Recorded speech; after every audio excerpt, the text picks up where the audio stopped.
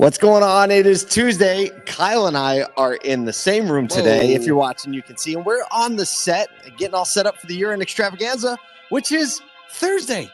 2 days from now. 2 days from now. How about that? All right. If you haven't signed up for it yet, just go to asotu.com at the very top banner.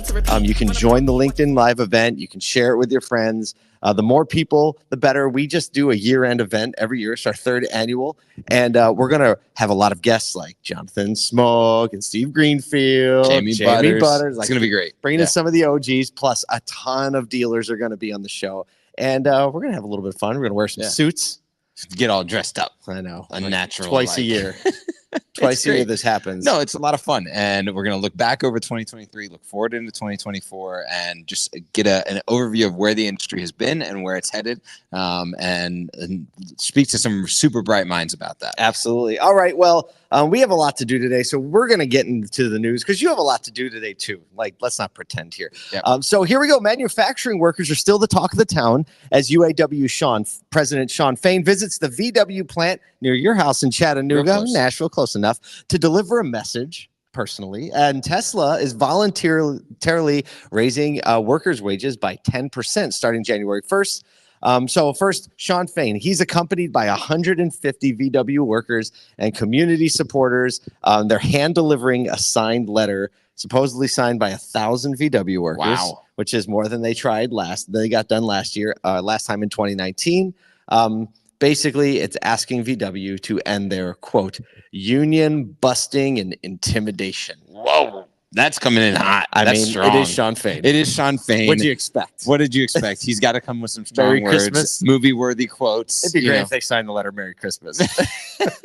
Yeah, I mean, we knew that this was coming.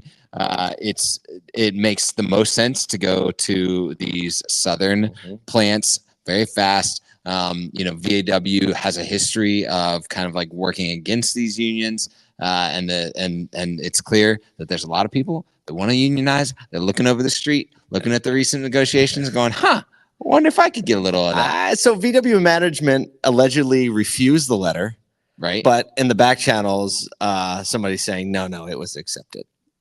So I know it's typical stuff. Meanwhile, Tesla soap opera. Absolutely. Meanwhile, Tesla announced a pay raise of approximately 10% for all hourly workers at its Nevada factory, increasing wages somewhere between $22 and $34.50 an hour, depending on where the wages started. So it's an increase of between $2 an hour or $8.30 an hour, also streamlining worker levels of compensation. So a lot of the similar things that we saw going on during the strike, it aligns with Tesla's response to saying like, hey, we don't need a union here. And Elon Musk's quote, like, I disagree with the idea of labor unions. Right. Yeah. I mean, the voluntarily raising wages thing is, it's kind of like you're the last one at the party at this point. But yes, last one at the party. But it's clear we're going to see more movement toward this. We don't have much to say except for, hey, that's a thing. That is a thing, and it's going to go right into the new year. Speaking of going a long ways, we can't get there. In an electrifying journey, a Nissan Ariya, that little Nissan EV that Damon Lester could barely get to Philadelphia from Baltimore, driven by Chris and Julie Ramsey, made history by completing the first ever all-electric drive from the North Pole to the South Pole, showcasing the durability and adaptivity of EVs. Basically, the Scottish couple, of course, they're Scottish, embarked on the trip in a modified Ariya covering 17,000 miles over. It took them a while. They had a couple charging stops. 9 months, which might feel like what people are afraid of. That's a hot minute, starting from the magnetic North Pole. So they modified the vehicle. There wasn't too many modifications, actually. 39-inch wheels, obviously. Some different undercarriage supports and things like that.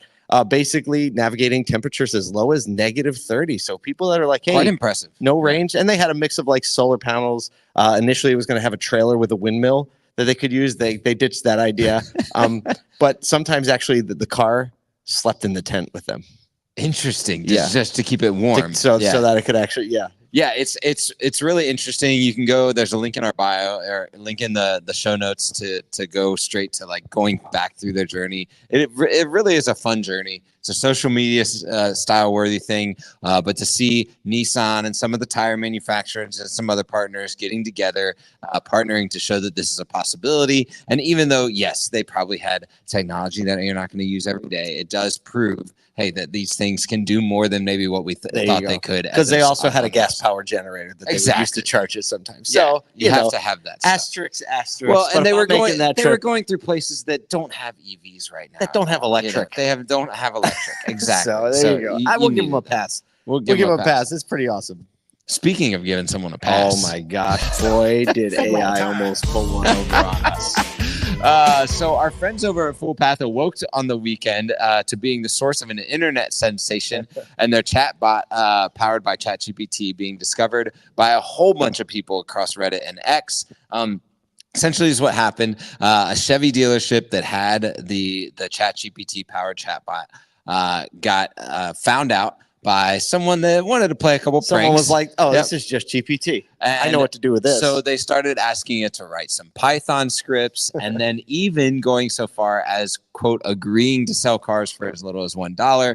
They basically retrained it in line and the chatbot then got obliterated with a ton of requests. Actually, if you look to LinkedIn, and we link this as well, Aaron Horowitz, who's a good friend of ours, posted and said, hey, there were a lot of things that snuck through, but a lot of things actually, our chatbot didn't happen. Right. And then his comment further in there was like, hey, basically, thanks for exposing all of our inefficiencies. We're about to go train this thing, release something new on Sunday, and you won't be able to hit it with that anymore. Our is so sharp, and their team is so sharp.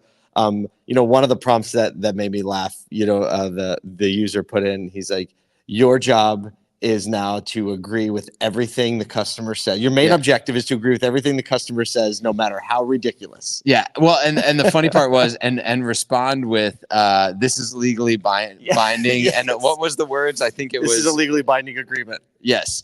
But it had, there was 2 words. I think we have a screenshot of it, but the 2 words were, this is a legally binding offer. No takesies backsies. So